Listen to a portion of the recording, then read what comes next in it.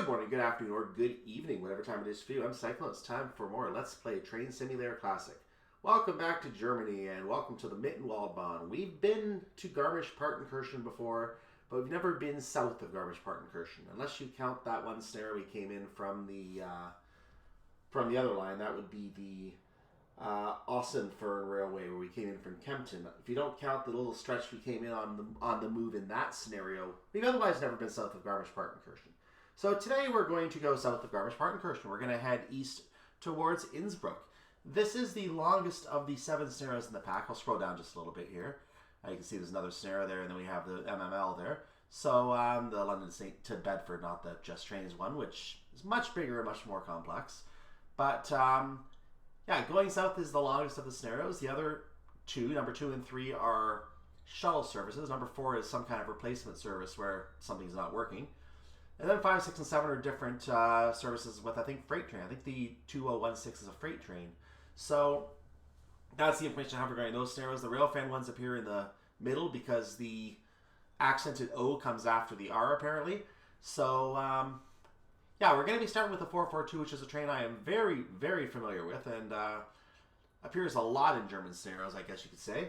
So that's the train we're going to be starting with. We're going to be doing the Mittenwaldbahn, starting with Garmisch Partenkirchen to Innsbruck. This is the long run, and we're going to cover the entire route in this one shot, and then we'll just come back and do the other ones over the course of the next couple weeks. So that's what we're going to be doing here. Let's get started on this run going south in the DB BR442 Talent 2. Let's start. Good morning, driver. Starting at Garmisch Partenkirchen, you will be driving this southbound service to Innsbruck. Take in the views and enjoy the ride in this straightforward run. We'll see just how straightforward it actually is. Let's get started. And that goes up, and doors need to open. Headlights need to go on, and I push the doors open again, so instrument lights on. There we go. So we're going to get started on the Garmisch Partenkirchen to Innsbruck Railway. We're going to do the full run of the line today. Just a quick look at the map will show you that we are up here at Garmisch Partenkirchen. We're going to be passing a little railway here. I'll talk about that in a second.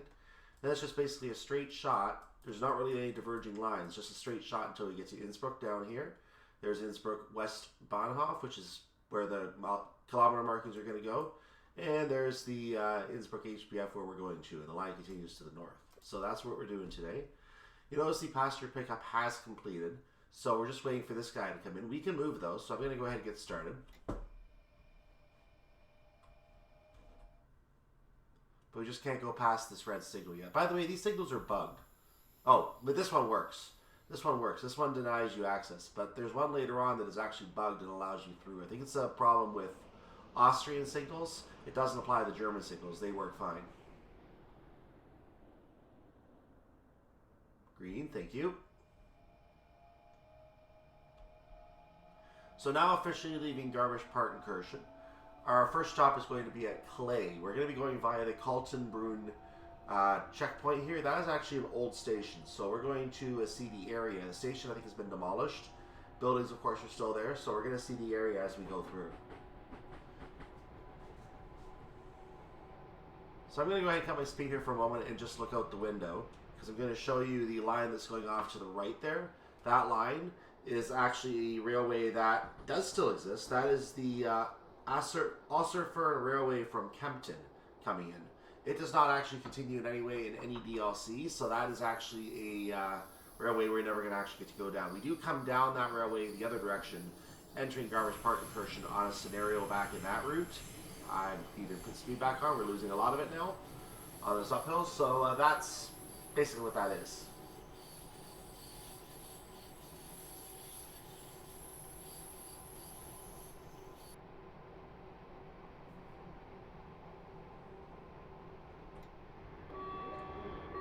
So I moved to a minimal power setting to try to maintain speed on this uphill. It looks like today it's not going to do it as well as I am used to it happening. Actually, now it's starting to gain again. Okay, I'm a little mystified by this.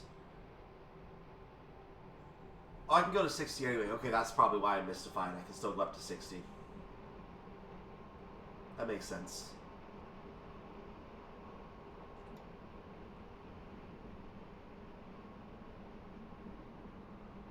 So it looks like we have some kind of a thing coming down from the sky up there. I thought it was some kind of a power plant, but I came to notice as we go by, there are actually some tennis courts in front of it, so I think it's some kind of ski jump or something. We'll take a closer look as we go by. But I am not certain what this is on the map. The only thing I can imagine is that the kilometer markers for 102.5 are coming up on an area called Kaisenbad. It was listed as a stop for events until the 1984 timetable. This might be it right here, actually. The Kaisenbad.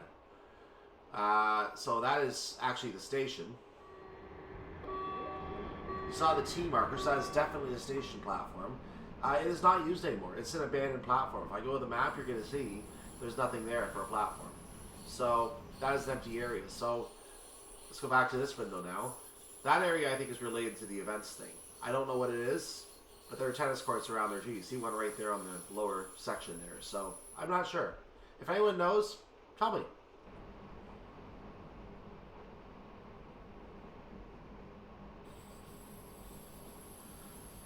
So on successive runs, I have actually had the throttle do different things on this uphill. Today, it decided it wants to gate.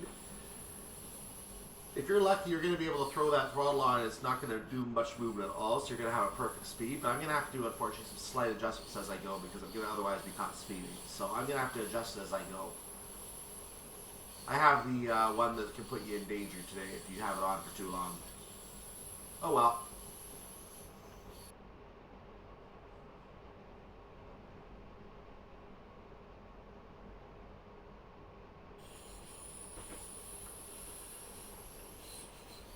I'm going to give you a little tip about the recording environment I'm working in right now. I'm actually recording this on the Friday this is going out. The introduction you're getting is already taped from a previous attempt. But I didn't do the editing on this video for about a week and a half, 2 weeks while I was at my mother's place. I decided to hold off on doing that because I thought maybe I could redo this. So I came home, I redid it. I had the microphone in a new position because I wanted to try out putting the microphone behind my computer. Unfortunately, that didn't work out because when my computer shook, you heard it very, very loud. And I decided, instead of trying to edit all that out, which is an impossible task, I decided just go ahead and re-record this. So I'm actually re-recording this on the Friday you're going to be seeing it. I'm recording it today, basically, as you're about to see this. So this is about as close to live as I could get in recording a YouTube video. You're seeing this maybe 2, 3, 4 hours later after recording it. Because I have to actually go ahead and edit it and then upload it. So it's going to be about 3, 4 hours after I finish playing it, you're going to be seeing it. So, busy day here in terms of getting this up for you. And I have to redo the second one as well because I tried it with the same mic position, but it might be okay. I'm going to have to listen to that one and see if it's okay. If it isn't, then I'll be re-recording that one too. So, the reason I'm re-recording them is because the is something that we're going to talk about later on. You're going to notice when I go downhill that there's a brake over here, this one that turns green. It's turning back to blue now because I'm turning it back off. If it will let me turn it off, please. Thank you. I don't know what happened there. But that particular brake, it turns out that particular brake is needed for downhill travel on the stair. Otherwise, you're going to be moving the throttle back and forth a ton. And it's like a non-stop thing otherwise. I did that on that run. And I was complaining a lot about how impossible this was. It turns out you have to know how to use that brake on this route. It is absolutely vital that you know how to use that brake on this route. So I'm re-recording it now with that brake in use. I did it once already. My mic volume was not good because for some reason I decided another microphone test where it was going to be behind me. It didn't come out very loud. Tip, always have your microphone in front of you somehow. Even to the side, but in front of you. And then, of course, the other test was having it behind the computer where you heard all the thumping noises. So, my attempts to edit those obviously turned into not producing anything, and I just put the mic right back where it normally was because I know it worked up there. There might be a little bit of audio feedback from other things, but I'll have to see if I can figure out a way to block that out in the future. That's really all I can do. Maybe put a sponge over it or something like that. I don't know. I'll have to see if I can use my audio filter set on that microphone as well. That might be interesting to try as well. I may have to move my printer to make that the home of the microphone to put a proper filtering setup in. We'll see. I'll figure it out. I already have my next route completely recorded. I'm not going to talk yet about what that is. It is a UK route. It is something that I do need to get played because something in that route I do need to make use of in the future. So that's all I'm going to say about it for right now.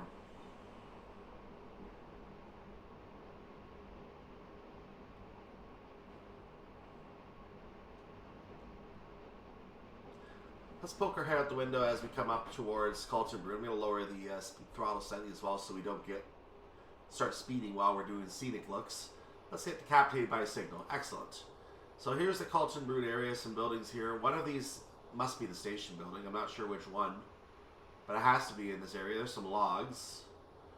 Yeah, anyway, you can tell this is stationary because the track split and then the railing started here again to show the end of the station, and then we have the level crossing. So yeah, that is where Kaltenbrunn was. It is no longer there. And that platform has been demolished, unlike the one way back at Kaisenbad, which that one is still there. We have a energy line car on top of a truck there. Again, these same cars that the freight vehicles, freight trains take, they go on the back of a truck directly. So they're able to do that for whatever reason.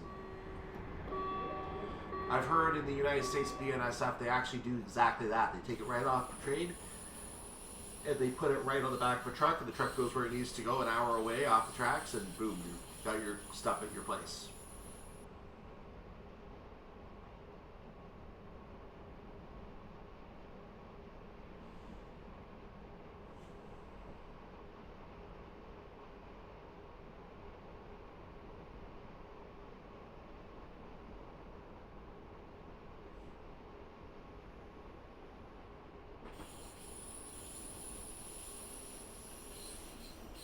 Drop that down again. I try to drop it under 59 so I have a little time in case I need to take a drink or something like that. That's kind of what the idea of that is.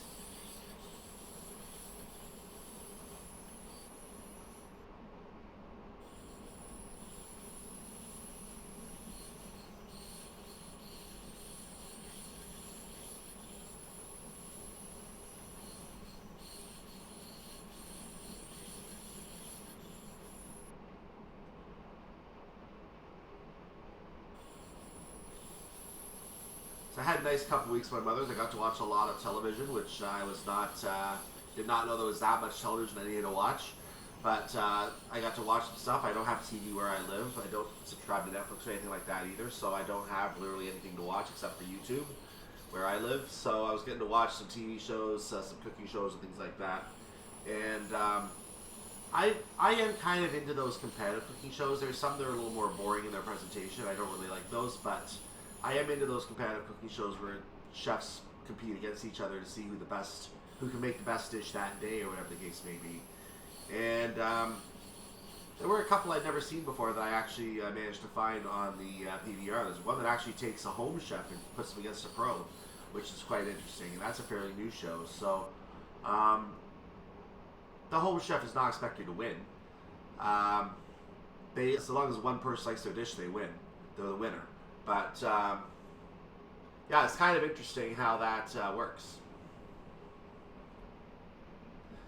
Kind of makes it interesting for the home chef.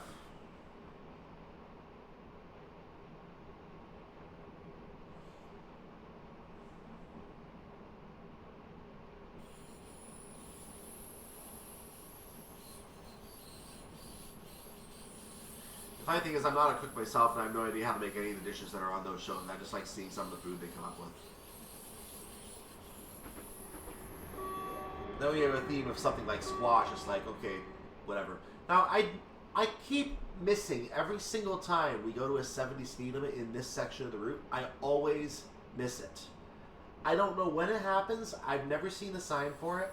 But it always happens that I go from a 60 into a 70, and I don't think any scenarios actually go in this direction on that section, so I don't know what it looks like coming the other direction, but I find that, whoa, hello, I find that really annoying that I never know I'm going into the 60. I never know, or that I'm leaving the 60 into the 70. I never know.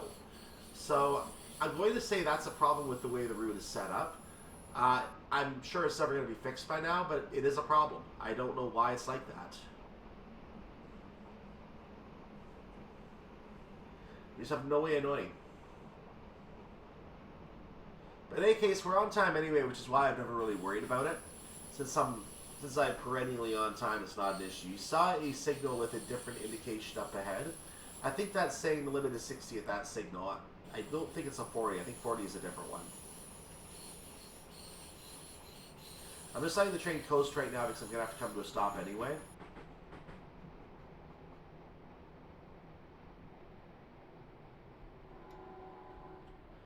Drop it down to 40 for braking purposes, and getting to the front of the station building with the front of the train, I'm going to go ahead and slow down from there. Station building on the HUD is what I'm referring to. Now I'm going to brake more because I'm getting towards the end of the station.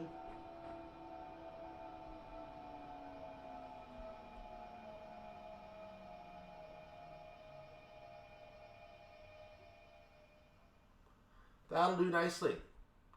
We're going to hear some cars on the road next to us here. So welcome to Klais, platform number 3.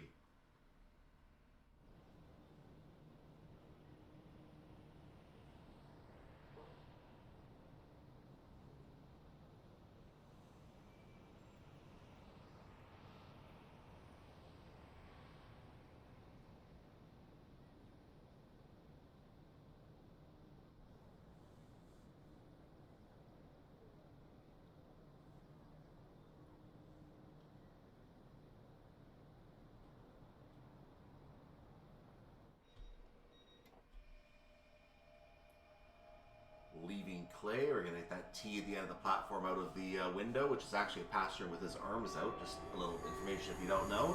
So leaving Klais, our next stop is Mittenwald, platform number 1. We're leaving at a speed limit of 60 kilometers per hour.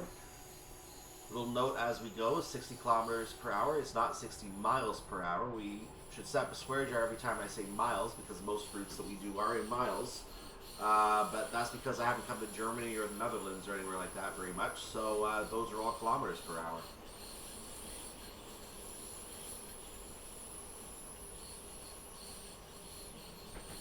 I should say Austria as well, because obviously we're going into Austria. So, and I think France does too, kilometers per hour. But in America they use miles per hour, and that means in Canada they also use miles per hour. So I have to remember in Canada it's also miles. On the roads, it's kilometers in Canada. And I know that because I drive in Canada. I've been driving for a long time in Canada.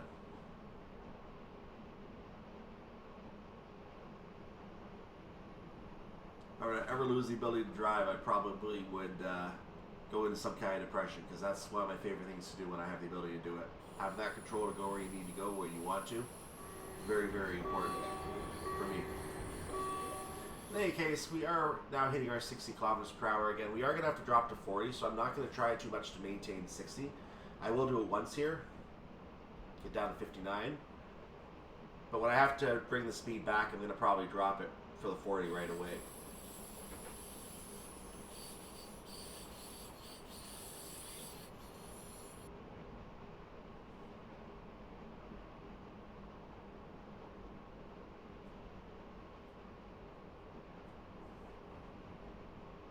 So you see the warning board for the 4 up ahead. I'm not quite back up to 60, but I'm going to have to drop before we get too far anyway. So just holding on a little while longer here. Now I'm going to start dropping it back.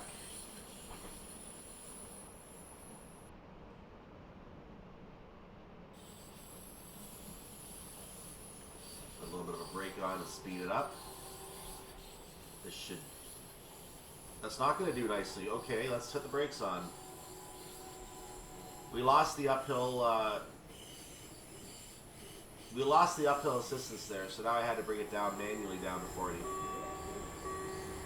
Now we're going to have a little bit of a stretch here where we are scheduled to stay at 40 kilometers per hour. As you can see, this is what you would have to do on the later downhill sections of the route that are even steeper than this, and it would be very, very more frenetic. So we're going to be bringing out the other brake on that section of the route when we get later on in the route. But right now I'm just showing you what it's like when you have to use this brake to do the back and forth thing. And as you can see, it means a lot of moving your hands on the keyboard. There's more chance of pushing the wrong button. So you don't want to do that if you can help it. So you're going to want to learn how to use that brake, and I'm going to try to show you how that brake works later on. For right now though, I'm going to let the speed build itself back up without applying any power. because I know I'm going to have to use that brake again to slow down before I get to the bottom of the hill. In fact, you know what? Let's look at this brake now. Let's bring out this brake now. I'm going to go ahead and set the brake. I said set the brake, thank you. So it's not doing anything yet. Now I'm going to move it into apply for a moment by pushing the quote key. It doesn't do much, so I'll apply it again and again. And now you can see that I've put way too much braking power on, so I'm going to go ahead and release. We're going to try this again. So I'm going to set it again. A little bit of application. A little more. A little more. More. More. More. Okay, you're not going to work for me. Let's just back it up for a second. And you know what? This will work. Sometimes just having the brakes set will help your brakes work on the other side as well. I don't know how that happens, but it does. Put a tiny bit more application, then we're going to see what happens here. Nope. Don't want to do that. We're just going to leave it like this for now. This is not how the brake normally works, just so you know. This is not how it works. But for some reason, it's working this time, so we're going to do it. This did happen on one of my prior attempts too, so I guess you can do this normally. It just feels like it's broken this way.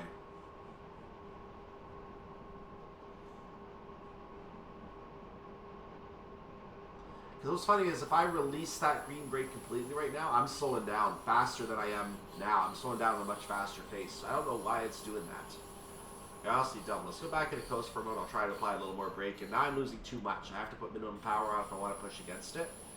And it's a much slower increase at this point. So that's kind of what this brake does. It gives you a little bit more of a dynamic brake type of thing on the train.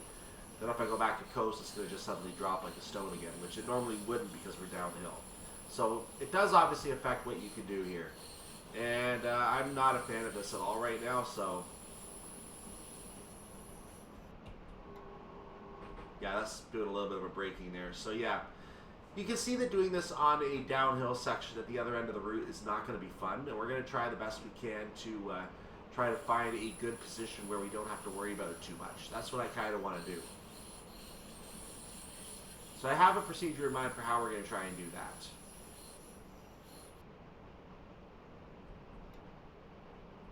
For right now, I think we had a warning of a lower speed up ahead. I could be wrong, so I'm going to go ahead and just get set up for that.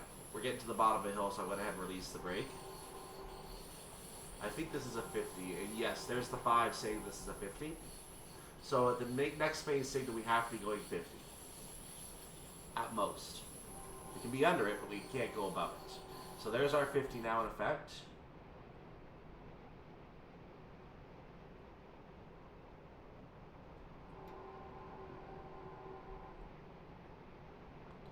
So we're coming to the bottom of the gradient right now. That means we're not going to be doing too much more braking here. We are going to need one more little stab down here as we come off the end of the hill, or the gradient. We finish entering this little valley that we're now in.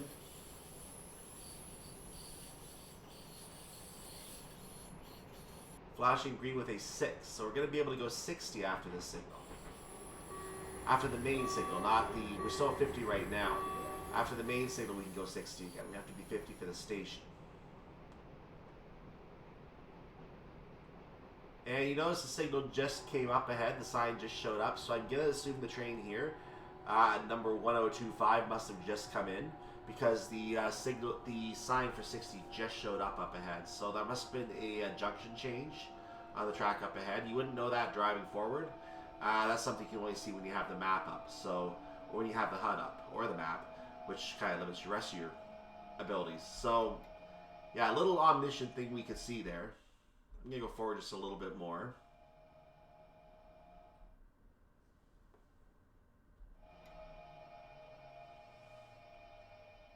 We're going to go ahead and get the doors open here at Mittenwald as soon as we're allowed to, and we should be on time.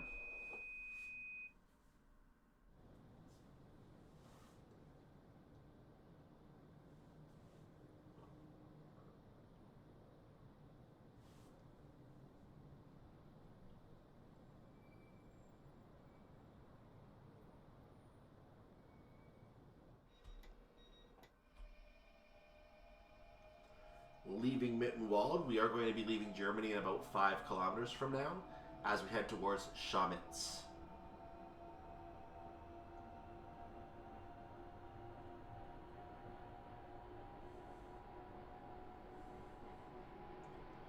to move into a 60-mile-per-hour section as soon as our train finishes crossing the back of the signal. I have to cut the throttle for a moment to make sure we don't speed. Now we can move up again to 60. We're also entering an 80 right now, which is just the only time in the route we're going to be able to go 80. So we need to take advantage of this.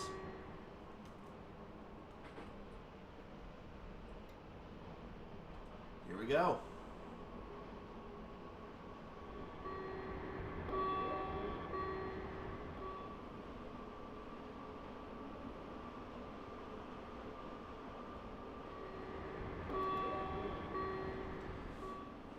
So let's talk very briefly about the Mittenwald Railway. We're not going to talk about it too much because I have to concentrate on my speed. I'm just going to let it kind of decrease from here. The Mittenwald Railway runs mainly in the north-south type of direction between several mountain ranges of the northern limestone Alps.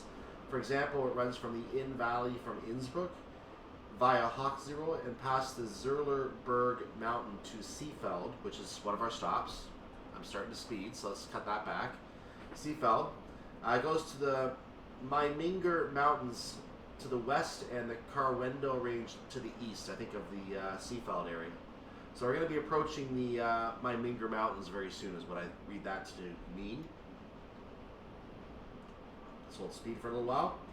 So the most notable thing about this route is the long section that has a lot of tunnels along the Martinswand area. You're going to get to see those. I'm going to try and give you information on those tunnels as we go through. There's also a rock face between Kranebitten and Hochzirl, which I don't know how well that's represented. There is an area referred to as a gallery. We're going to have a nice view out of the Martinswand Tunnel as well. So that is something to also look forward to. Apologies if you heard a ding. I felt my iPad vibrate as I was using it, and I think there was a little ding for an alert somewhere. I need to find a way to turn those off when I'm recording, because that would be convenient. This is why I don't always want to have my notes with me, because I don't want to have those little dings coming in, but I was in the middle of talking, so nothing I could do about that one. So I dropped my speed down to 60 for now, because we are approaching a 60 section here.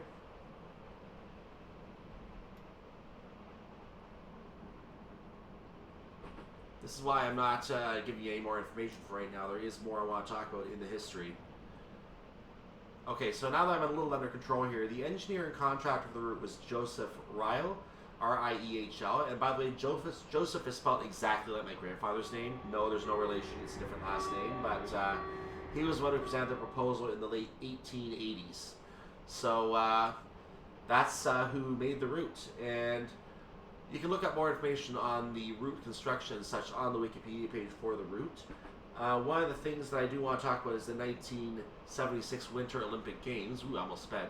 The Winter Olympic Games, they actually installed the color light signals for the Winter Olympics, expecting more traffic and having more utilization, more capability, I guess, with those signals, I guess.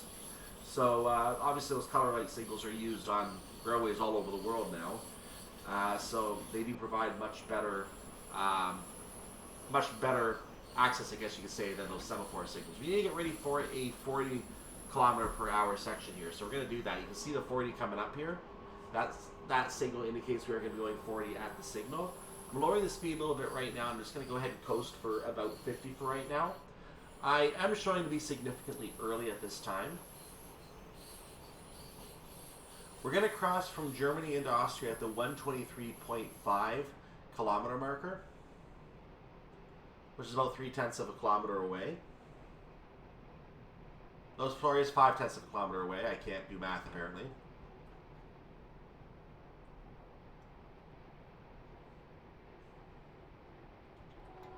So I'm going to finish bringing that speed down to 40 exactly, and then we are under it in time for the signal. That's the 123.2 kilometer marker. Distance board.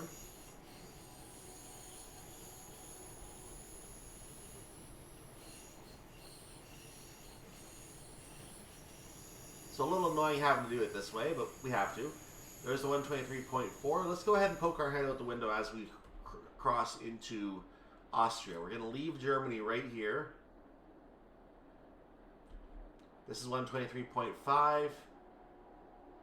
And this is where we cross. We're now in Austria, 32.8 kilometers to go until we reach Innsbruck, Westbahnhof.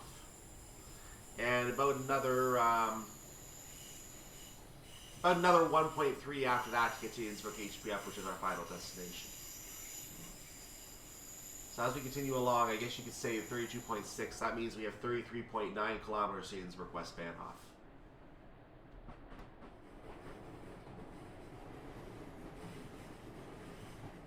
.40 is kind of a hard speed to maintain on solid ground, so I'm just kind of doing my thing here. I'm going to come in at 30 because, you know, that's safe.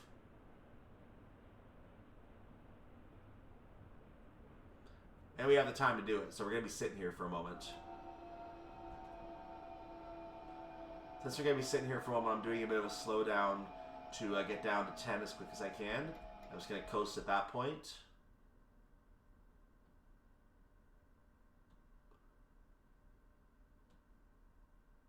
Just inching along here. I'm going to go ahead and stop now. Good enough. Arrival at Schamitz, platform number 1.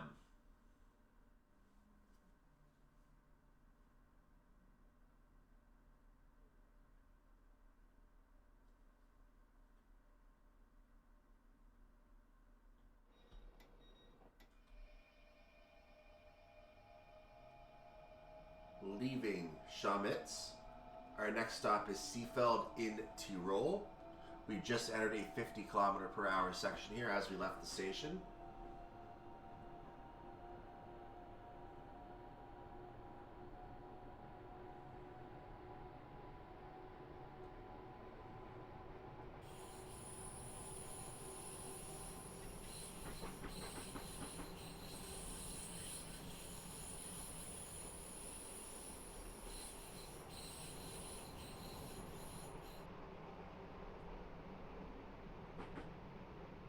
We're now at a 70. I didn't even catch that, but we're now at a 70 km/h section. So again, the 70s aren't showing up on the HUD. I wonder if that's the generic speed for the line, and you're expected to know in certain areas that you can just go that speed without any indication that another speed has ended. I wonder.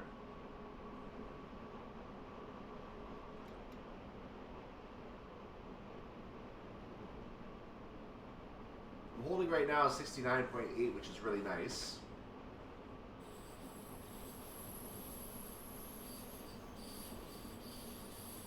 We're going to keep seeing these distance borders every 0.2 of a kilometer. So we're going to be seeing in a moment that we are 31 kilometers from Innsbruck Westbahnhof as this next sign passes up ahead. And here it is.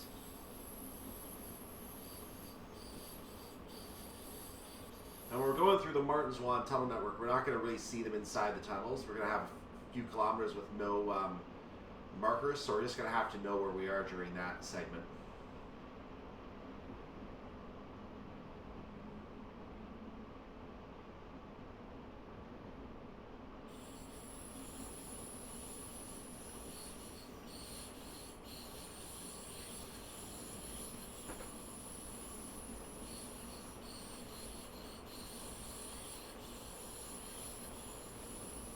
So this is a 1 in 53 uphill gradient for those wondering how steep this is and who might not see that at the bottom of the screen.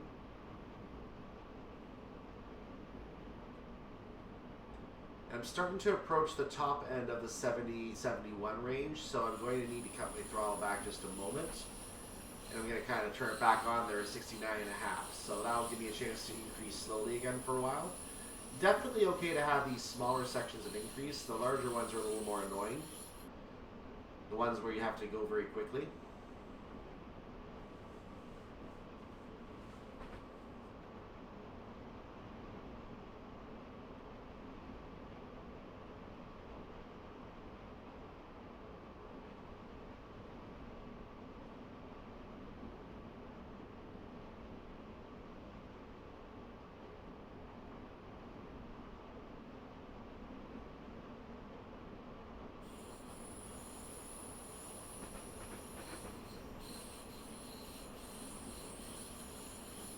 You can see that we do have a sign for a 60 coming up ahead here. We're going to keep that in mind.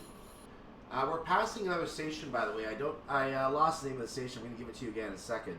The name of that station is Geisenbach in Tirol.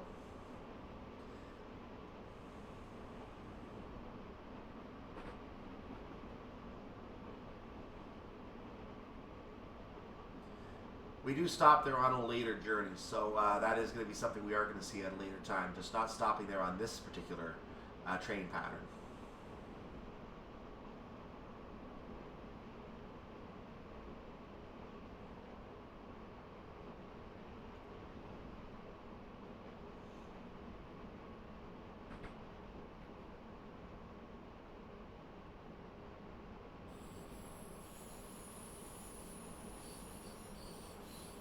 So as you can see, the hill incline actually took us down to 60 without us having to do anything. So that works out nicely. Now we're going to go ahead and just maintain 60 using the power throttle at about 25-30%, because that will be necessary on a 1 in 33 gradient that we're now on. There is the 60 now in effect.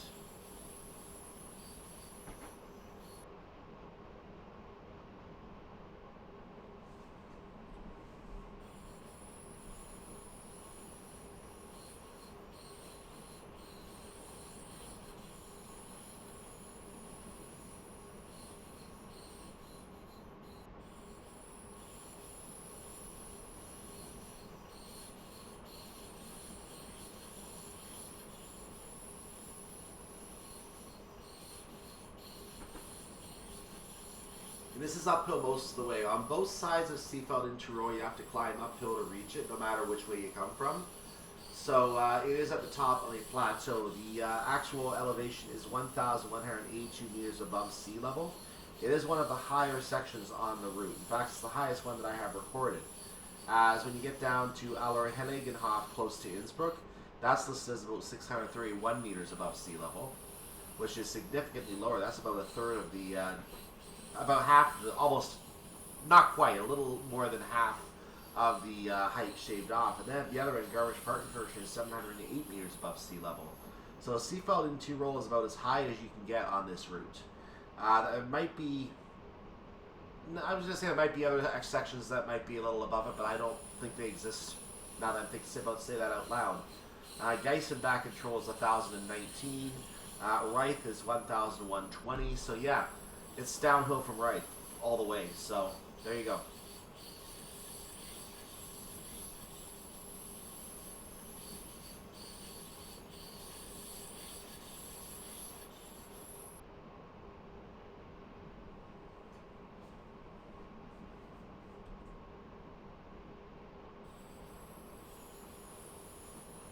So you know it's going to be an uphill climb here, and then there's going to be a lot of downhill on the way to Innsbruck from there.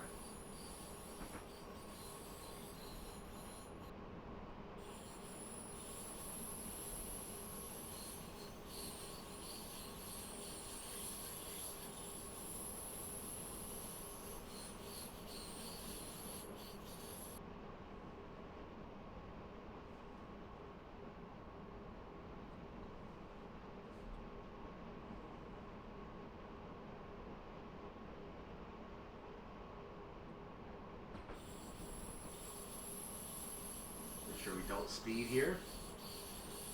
Looks like the gradient does smooth out up ahead.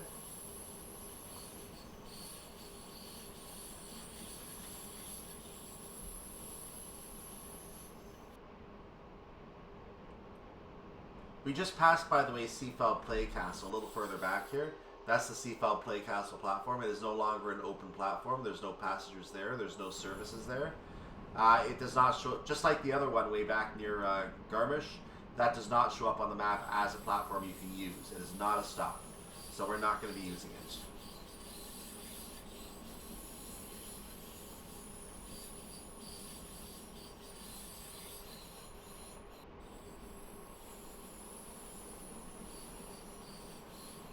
I'm going to let my speed just decline a little bit now because I'm going to start gaining speed dramatically when I crest this plateau.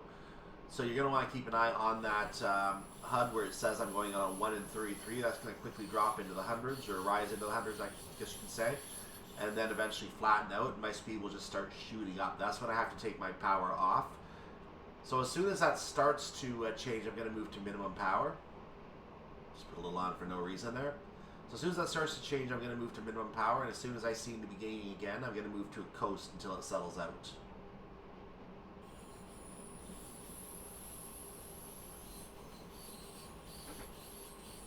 So here it goes.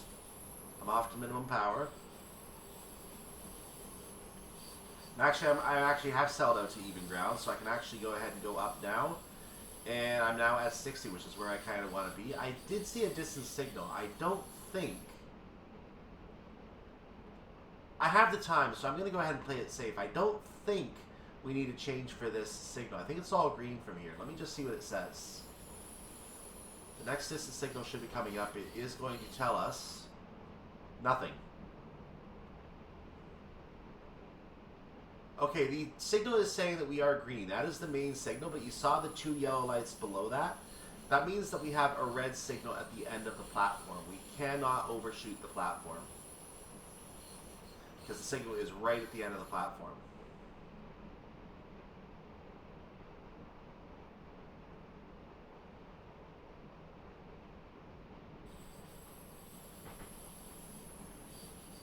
So I'm going to slow down a little bit before I reach the platform just to make sure I don't overshoot. So let's do that right now. Even though I'm confident in my ability to stop before the end of the platform, I can overshoot from time to time.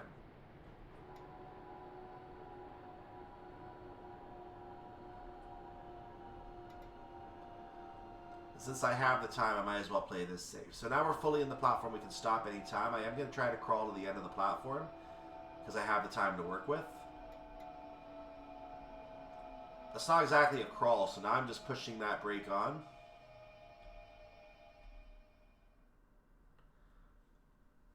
And arrival at Seefeld in Tirol, platform number 1. We're going to have a train coming, so keep an eye out for that.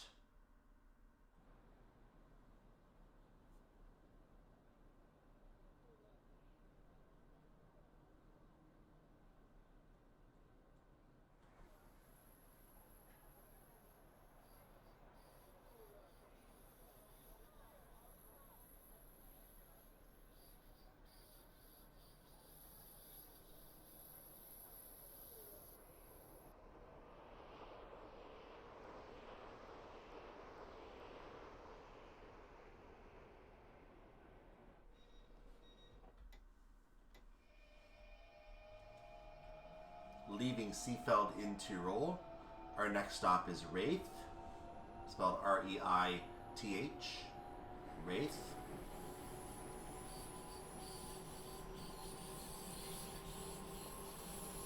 And get ourselves up to 60 kilometers an hour. Actually, I'm going to leave a little bit of leeway here, because I do know we're coming to a downhill segment. I'm going to want to set up my brake to see if I can get some kind of a brake setting, because I am going into an all downhill segment. The only section that's not downhill in the next little area is in the next, I don't know, let's see what the distance board is. I want to see what the distance is to Innsbruck, Westbahnhof. That'll tell me something. So the only section that is not downhill in the next, I want to say 19 kilometers or so, is the Reith platform itself. So we are going to want to set our initial brake for Reith, and then we're going to go ahead and power up through that brake as we leave Reith. But as soon as we get to the next stop at Leithen, L-E-I-T-H-E-N, we're going to have a brake fully more applied on the right side in order to be able to even stop. And that's the point at which I'm going to try to be changing how the train operates on the throttle. So we're going to be doing some experimentation on that. As soon as I find a setting I like, we're going to go with it. So we're hitting the downhill right now. I'm going to get the brake ready.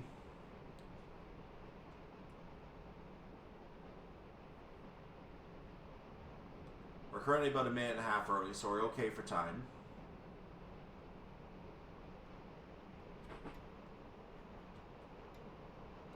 Okay, I got a bit of a brake application in. That works nicely. We're on a 1 in 32 gradient. I'm going to go ahead and increase the speed myself now.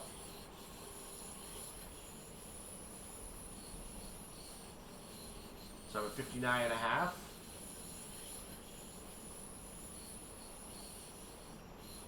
By the way, we're seeing some features in this area. We did, this might be right now. Yeah, we're crossing over the Hermelebach Viaduct right now. So you can see some nice views from above on some of these viaducts. This one, not really so much.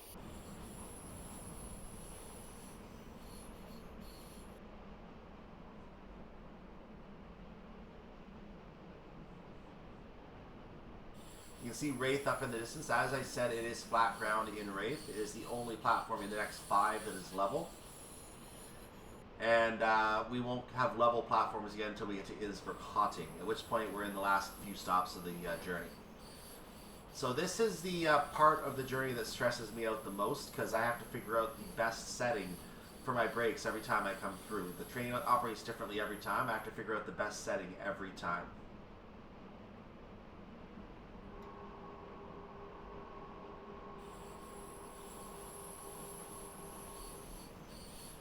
Now the setting I'm going to want is going to be one that involves not having the brake do what it just did there. I want to make sure that when I have minimum power, I'm actually losing speed. That way I don't have to rely on the brakes to be finicky.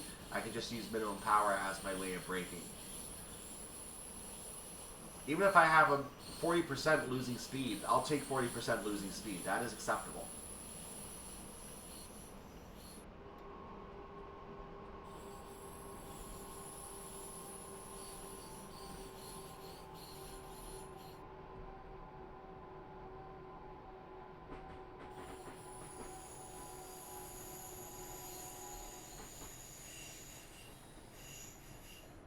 So now, since the other brake is applied, it's going to do some of the braking for me now. I can use minimum power to go against it if I want to, just like that, but I do want to stop. So we're going to keep the brakes coming down. And my little demonstration there might cause me to overshoot. Let's see. I don't think I can get the whole train in anyway, so I'm going to have to live with that.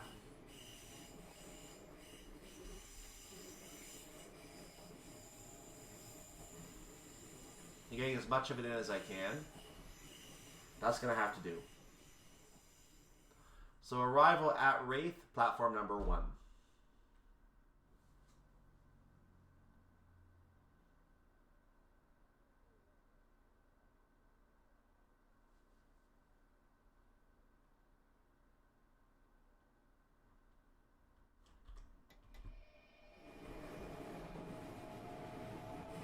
Leaving Reith, our next stop is Leithen.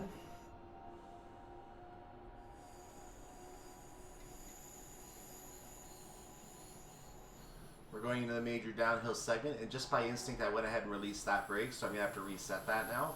Oops. So we're going to set a brake again now.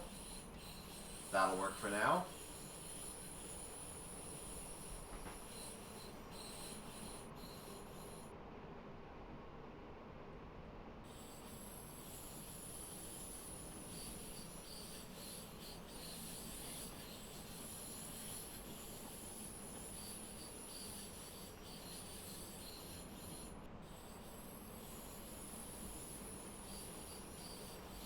So I'm going at NX 59.2 right now. We went over the Gurgelbach Viaduct, and we're going into the Leithen Tunnel right now. So we're going to start seeing the tunnel network of the Mittenwaldbahn right here.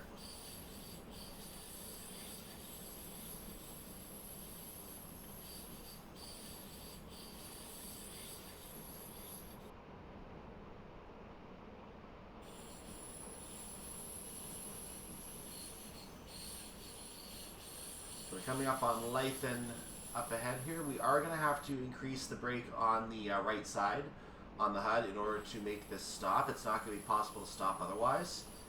And I know that a couple stops up ahead are a little tighter than they appear. We can actually be on time for the later stops, and we will be marked as late. I think Kranebitten is the most notorious of those on this particular journey. So we're going to try to... I'm going to try to hold any demonstrations for the time being, not to have too much in terms of demonstrations. I'm just going to try to show you as I come to a stop. So I'm just going to do a straight shot stop here.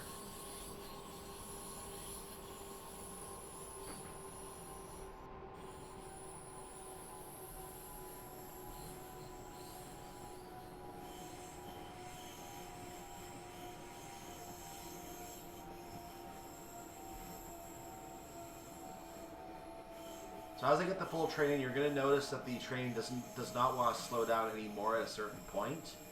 And we have now reached that point, so I'm going to have to apply more brakes in order to get that train to stop, just by doing that. I'm not trying to demonstrate, it's just happening on its own. So there it is, doors are open at Leithen, platform 1.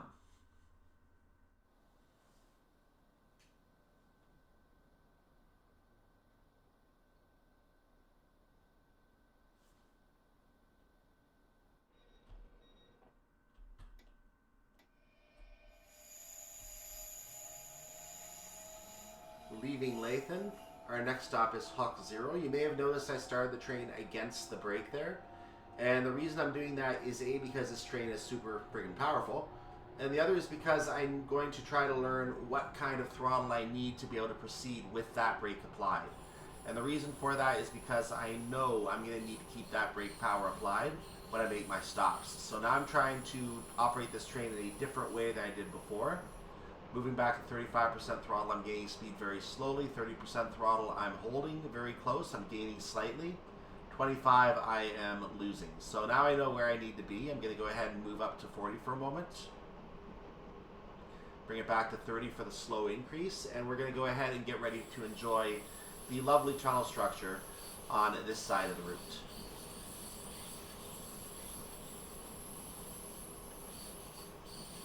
So we're going over the Kaiserstand Viaduct, I believe. We might have just done that already, actually. We also have the Lenin Viaduct, which is the 15.6 kilometer mark coming the other direction. Let's see if we can get a good view here. There's a good view. Not really much down there. You can see across the mountain there. So across the gap, you can see a house on the other side. Very nice. And here's the first of the tunnels on this side of the, on this section of the route. This is the Frankenstein Tunnel.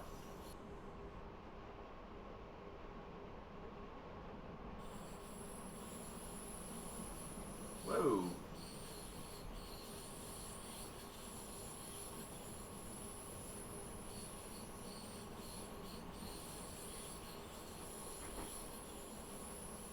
This is the Flugurtal Tunnel. We just crossed the Flugurtal Bridge as well. We're now on the Schlossbach Bridge, going to the Schlossbach Tunnel.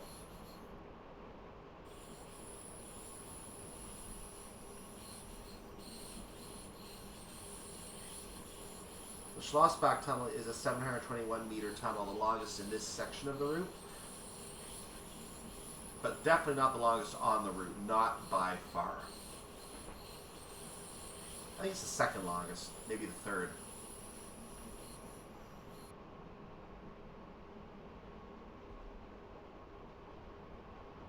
So we're coming now into the Vorburg tunnels. We're going to get a nice view going over the Vorburg Viaduct after the first of the next 4 tunnels. So we have the 43 meter Vorburg, or 43.5 meter, close to that anyway, 43.6. The Vorburg 4 tunnel, which is coming up. Then we're going to have a moment to get a nice view over the train here, if we're able to pull it off. So this is the Vorburg Viaduct. Let's get a look outside if we can. Look at that. Look at that view.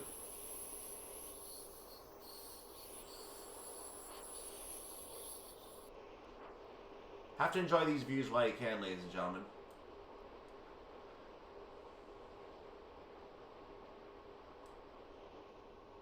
There you go.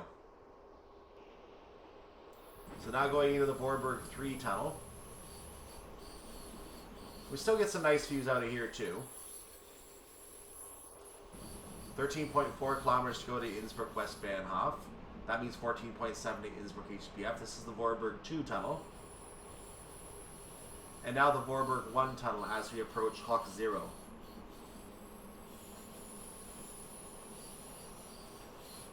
So now that we left this tunnel, we're going to get ready to slow down, make sure our train is doing what we want it to. So doing a little bit of a brake application now. Actually, I shouldn't do that because I don't know how much time we're going to be allowed to leave ahead of the schedule here. So I'm going to kind of just hold it here for a moment. But I do need to brake because we do have a very, very difficult slowdown up ahead. This is a small station. So by the way, there's a train here, number 1065. This is a small station, so I want to make sure we can try and stop as much of the train in the platform as we can. And I'm actually going too slowly now at this point to make it stop, so...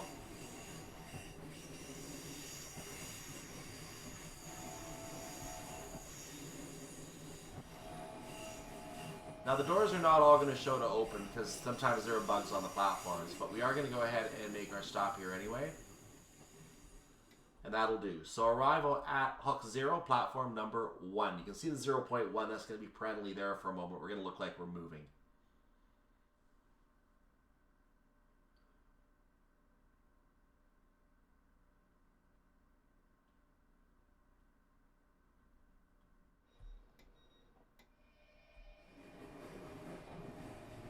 leaving Hochzirl, our next stop is going to be at Kranebitten. This is the stop that really tests my patience on this journey. If we are on time for this stop, we should be on time for the rest of the journey. If we are late for this stop, we could be late for another stop later on. But other than that, we are pushing 60 right now. Let's not do that. So my goal is to avoid being late for all those other stops. We have only have an 8-point buffer on the points here. So I'm trying to show you a perfect run here if I can. If I can do that in one shot without relying on a save game, I have not loaded a save game yet. If I can do this without relying on a save game, I will be very happy. This is the Bruntal Tunnel. That is a 99-meter tunnel that we just went through. We're going to go to the N-back tunnel next. EHN. I might be doing the wrong pronunciation. The N-back tunnel. It might be the on-back tunnel. This tunnel is a... get the distance for you in a second here. This tunnel is a 347.2 meter tunnel.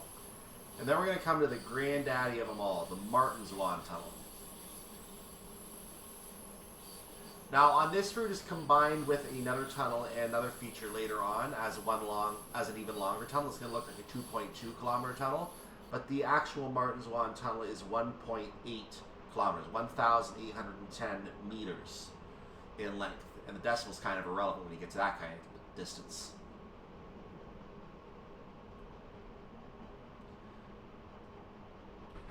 So at some point when we have about a little less than 4 kilometers to go, we're going to have an area open up to the right. When we get to that area, that's the area that's referred to in the notes as the Martinswand Gallery. The Martinswand Gallery. It's about a 228 meter section where you can actually look out and get a view. So if you actually are riding in this train, this is your chance to get pictures from inside of a tunnel, basically. If you're a tourist. Now, when the actual tunnel ends up ahead, that is going to be the end of the Onderwand 2 tunnel, a 202 meter tunnel. You can see it goes straight into the Onderwand 1 tunnel right behind it. And then that's the end of the features until we get to a viaduct a little further ahead. Not much further ahead. But there is going to be one more tunnel as we go through Martinswand itself, the old Martinswand station.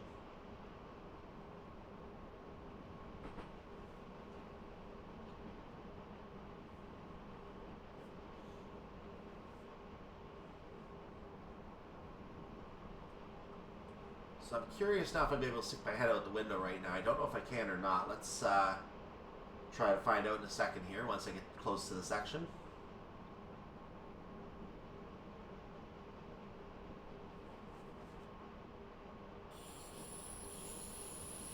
Here it is right here. So this is the Martinswand Gallery, as you can see. It's just blank on this side, but you can actually look out on this side and look out at the lovely fields down below.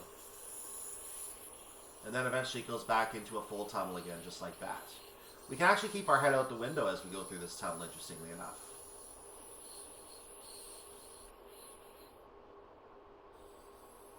And here's the Onderwand 1 tunnel. So one more view and back inside.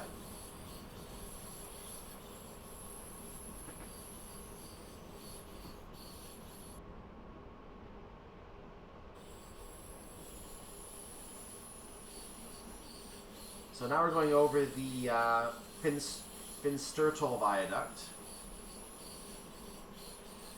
And the Melbrunnen Bridge is coming up. We're getting a warning for something here. I don't know what because... Oh, it's just a signal. I figured it had to be. So it is now showing us that we are green up ahead. Or at least it did because I passed it by the time I said anything. So it was showing that we were green up ahead as we approached the old Martinswand area. That means that the main signal is going to be green.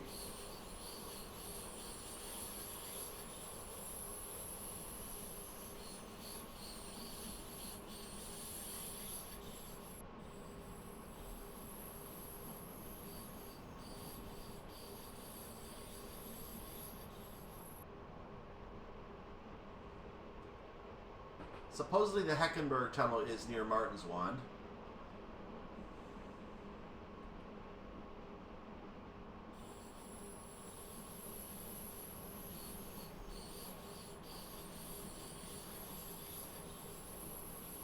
I guess this is called a tunnel.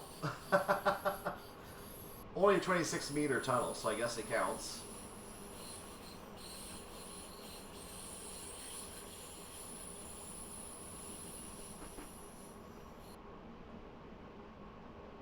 No, this is the Heckenberg Tunnel right here. I don't know what that little gallery area was, but that was the Heckenberg Tunnel. Here is the old Martinswand station. Little look at the what I believe is the old station building. And there's not much else showing the station here, so we're just gonna go through the tracks, and we're gonna go through the Lawinenschutz Gallery here. The Lawinenschutz Gallery, so another chance to look out through those masts there, those pillars.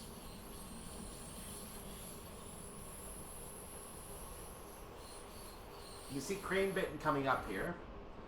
We're going to cross the Clambach Bridge right as we enter Kranebitten. And this is the station where I want to make sure I get my stop on time, because this is the one where if you're 15 seconds early, I think you're still marked late. So I'm trying to maintain speeds in the 60s specifically for this stop. That's the only reason I'm working in the 60s right now. I'm going to try and come to a straight stop, and we're going to try and leave right away as soon as we're allowed. Try to maintain time. So if I overshoot on this one, I'm going to be entering the Kirchenbuch Tunnel right behind it. That may happen. Or no, it's actually the Kranebitten Clam Tunnel. Sorry, the Kranebitten Clam Tunnel, which is right behind it. A very small tunnel right behind the station. I might overshoot into that tunnel, but that's fine. So let's brake right now.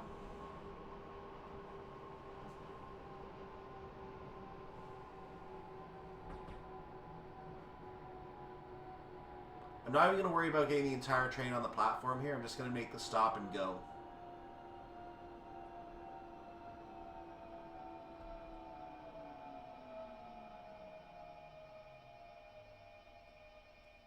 Now, if this timing wasn't so bad, I would move to the end of the platform, but not much we can do about it. So, doors are open at Kranebitten, platform number 1.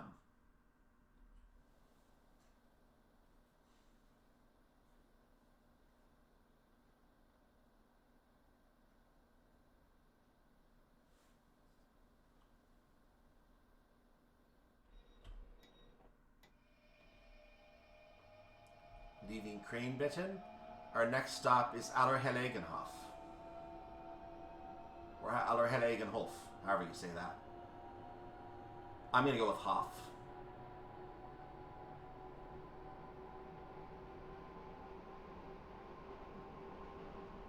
I had to practice that name. I still don't know if I got the last syllable correct, so let me know.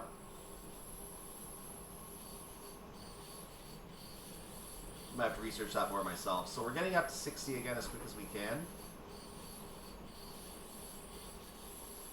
This is the Kirchenbuch Tunnel. Only about 214 meters. A baby tunnel compared to that Martinswand tunnel we had earlier.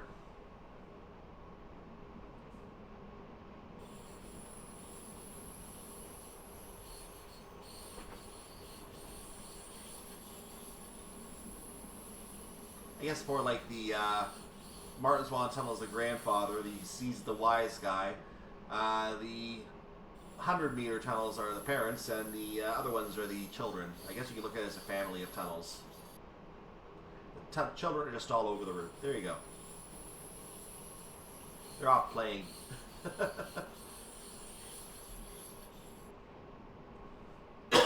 Pardon me, ladies and gentlemen.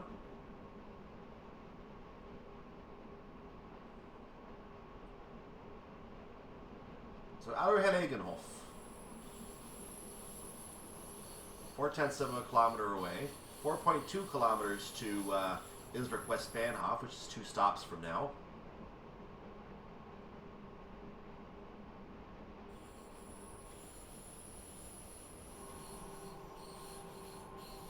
I think I have a little more time to make this stop, so I'm going to try and do that.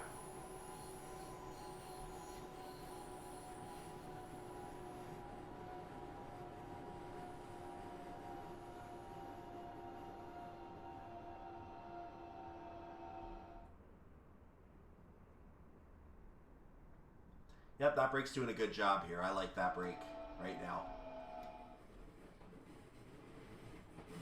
So we're going to get to the end of the platform, come to a stop.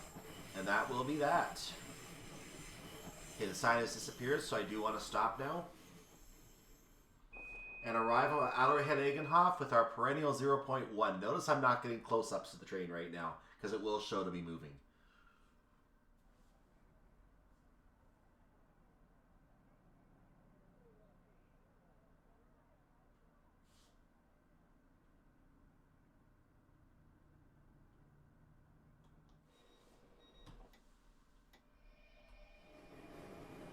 Leaving Allerheiligenhöfe, a station whose name compares as harder than Ufing Staffelsee, way back on the other side of Garmisch Partenkirchen.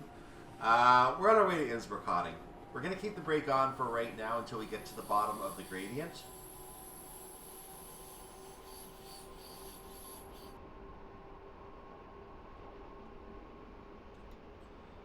Okay, the lag that I just experienced there made my throttle decrease not want to work for a moment there. Thankfully, I didn't have a problem.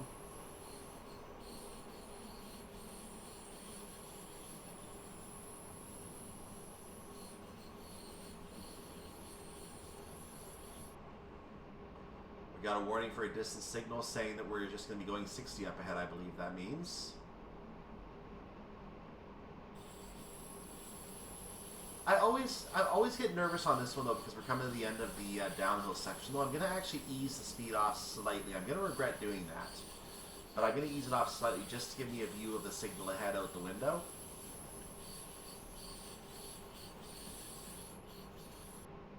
And I can see up ahead that it looks like some kind of a yellow. Am I reading that right? No, that is actually a green. That is a green with a stop signal indicated further ahead. So supposedly we have a stop signal up ahead.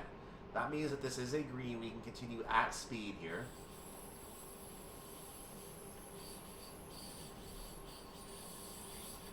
I'm going to go ahead and punch it back up to 60 for a moment.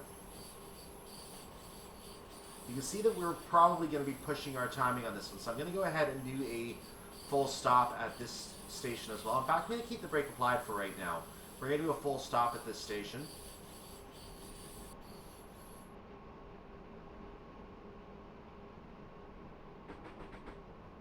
There's a line going off on that side. I'm not sure what that line is.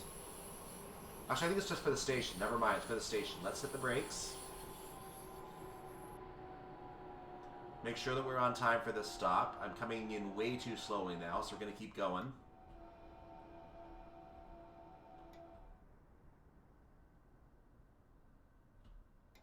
Get onto the platform, you lug. That'll do. And arrival at Innsbruck Hötting platform number 2. Maybe a little passenger discomfort there.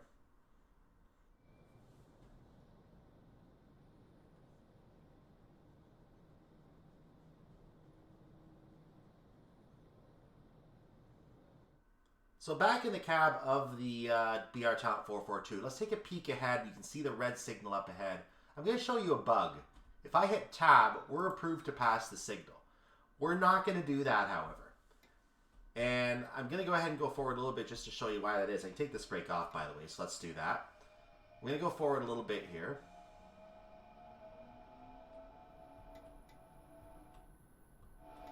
So even though we've been technically approved to pass, we'd be running into this train.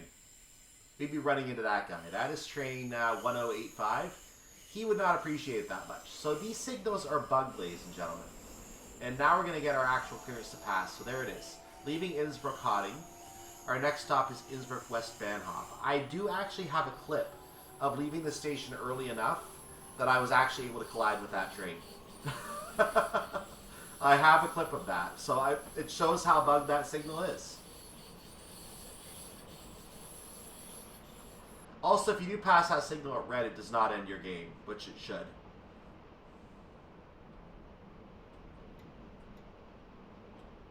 Now we're going to have to come down to 40 at the signal, so let's bring this down very, very quickly.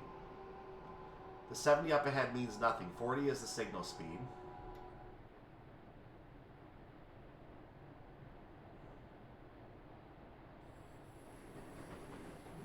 There it is. So I'm going to go ahead and move the speed up just a little bit back to 39-ish. We're on a 1 in 7,811 gradient, which is now flat ground. A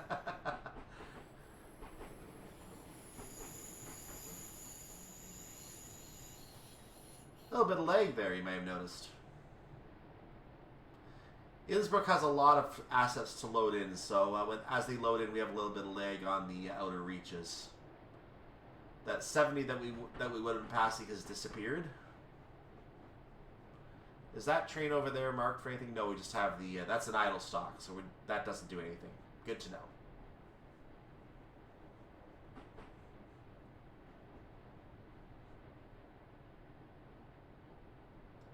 Now, I don't think we're going to be marked late for being slightly behind on this one, but we're still going to try to make the stop properly anyway. Oh, we can go 70 now. Let's speed up. Why not?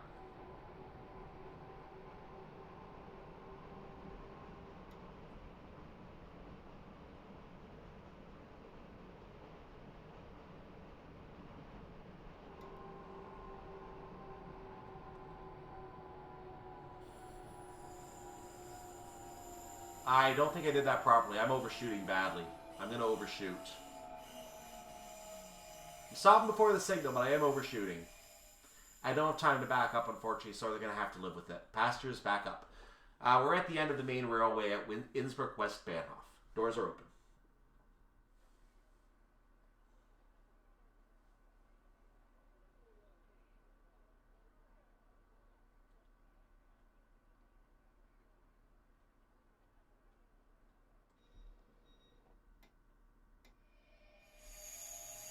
Leaving Innsbruck Westbahnhof. Our final stop is Innsbruck HBF, about a kilometer and a half, according to the distance for the end of the platform.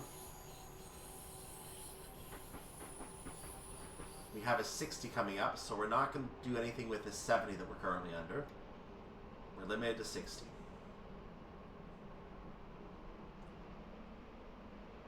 We're going to be further limited to 40 at the next signal, which was supposedly a stop signal when we passed the earlier signal, but I think by the time we get up to it, it's going to be clear because we have our timing basically needing us to be there now. I don't see the train that we were supposedly waiting for either, which is strange.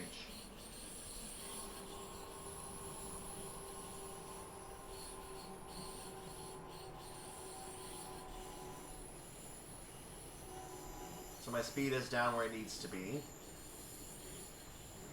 There's the 40. You can see the other track is also showing a 40, so I guess there's another train coming in somewhere.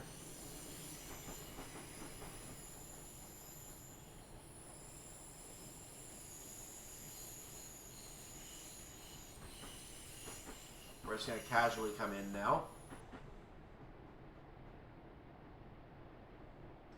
Now there are some through tracks off to the right, so if you were to take the tracks to the right, you will be able to go through Innsbruck and continue along on the next section of the route. I don't know if that route is modeled in Train Simulator. It looks like we're going to run into this other train right now, but we're going to take a different track, so we are safe. We're taking this track over here. We're going to go right, and we're going to come by this train. Let's get ready to stop here at the station.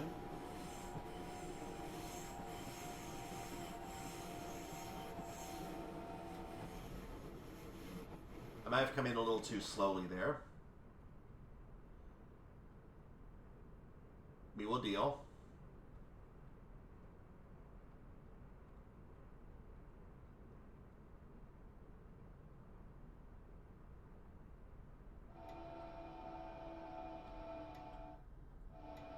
Just for fun, let's request a pass. Nope, we can't. Never mind. There's no request to pass because the signal's not actually there.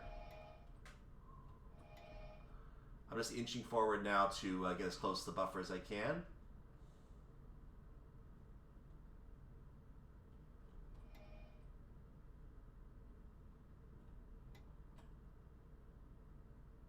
And there we go. Arrival at Innsbruck HBF, platform number 21. Let's look at our train. Now that's a thing of perfection, ladies and gentlemen. Look how close that is. Perfect. Absolutely perfect. This train's going to get ready for a return trip, most likely heading back in the direction of Garmisch somewhere. And we're going to call it a day right here. We've done the long service. We're going to go have a cup of coffee somewhere, or a pop or something. in the break room here at Innsbruck, and we're probably going to either catch a train or drive a train back later. I don't know which yet. So we will find out. No, we won't, because actually it's the end of the day here for us. It's not going to do anything else. We're going to find our driver would actually find out. Who cares? In any case, perfect timing, driver, time for a break. In this case, I believe it is right. It is perfect timing. And that's probably the best stop you're going to see from me at the end of the station. So there you go. Let's go ahead and look at our score, shall we? Yeah, you can't do much better than that. That's perfection right there. That is what you call perfection. And just to note again, I actually did not load a save game in that run. I pulled that off in one straight run, which is very good situation for me since I'm actually recording this today. I'm publishing this. So I'm going to brag about that a little bit. I did that in one run. It can be done. It is possible. First time I played this, I didn't think it could be done because of I didn't know how that brake worked. But now I've proven it can be done. Yay. Let's move on to the next set of scenarios. The next two scenarios are going to be, obviously starting tomorrow, is going to be the shuttle scenario. We're going to have some tunnels, some of those tunnels. In fact, let me get the exact information. The tunnels from Hochzirl to Kranebitten, so basically the area from the Bruntal Tunnel to the Heckenberg Tunnel at Martinswand, and possibly the gallery at I can't say it now, Lawinenschutz Gallery. That could be part of it as well. But obviously that's all between Hochzirl and Kranebitten. So all of that is going to be closed off. Journeys cannot go in anywhere in that area. It's too bad Martinswand is not open anymore. They might be able to use that as a stop. But yeah, everything between Kranebitten and Hochzirl is closed for the next two scenarios. That means we're going to do a shuttle on each side of that section. And the first one of those is going to be the one on the Mittenwald side, for the Germany side. We're going to see that scenario next time, so stay tuned for that. Make sure you like the video, subscribe to the channel. I'll see you next time for that lovely, lovely scenario, whatever it ends up entailing. In the meantime, have a wonderful day, evening, night, whatever it is for your part of the world. If you are on the playlist, which should be up today, you can go ahead and look for that scenario following by the next day in 3, 2, 1.